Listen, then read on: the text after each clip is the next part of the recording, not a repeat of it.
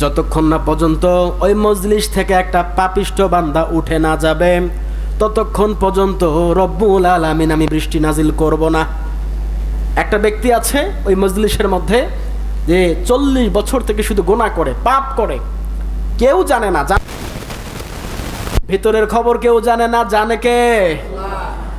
ভিতরে পাগড়ি টুপি সব চলছে, অত ভিতরে আকামার কুকাম চলছে, 180 মাইল বেগে কথা বলেন, ঠিক কিনা? দেখে মনে হয় আল্লাহর ওলি, ভিতরে খবর নিয়ে দেখেন কি অবস্থা।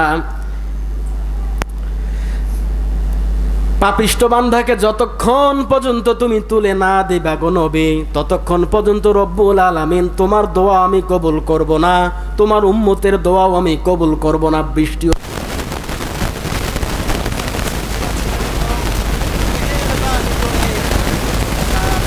মজলিস থেকে উঠে আপনি এখান থেকে চলে যান।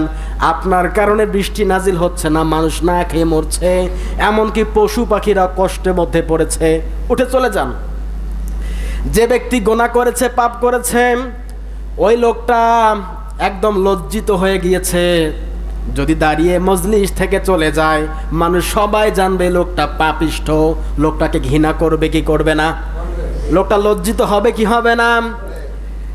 একটু পরেই মজলিসের মধ্যে বৃষ্টি নাজিল করে দিয়েছেন আমার আল্লাহ। বলি আল্লাহু আকবার।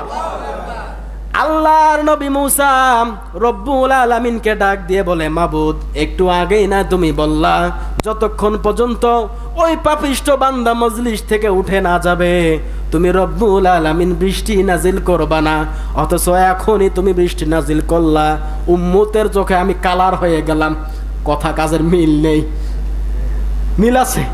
এখনই বললাম যে বৃষ্টি নাজিল হবে না, কে আছেন এরকম দাঁড়ান, চলে যান, নাহলে আল্লাহ পাক বৃষ্টি নাজিল করবে। আবার 20 মিনিট পর বৃষ্টি নাজিল হচ্ছে, কেউ ওঠে নাই। তো নবী কালার হয়ে গেল না উম্মতের কাছে?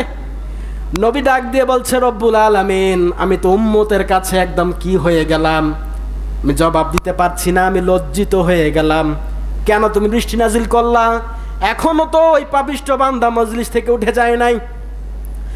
আল্লাহ পাক রব্বুল আলামিন ডাক দিয়ে বলছে, মুসা, তোমার ওই বান্দা, তোমার ওই উম্মত, আমার ওই বান্দা 3টা সিদ্ধান্ত নিয়েছে রে মুসা। 3টা সিদ্ধান্ত নেওয়ার কারণে আমি রব্বুল আলামিন মেকাইলকে দিয়ে এখনই বৃষ্টি নাজিল করে দিলাম। আল্লাহু আকবার। কি সেই 3টা সিদ্ধান্ত?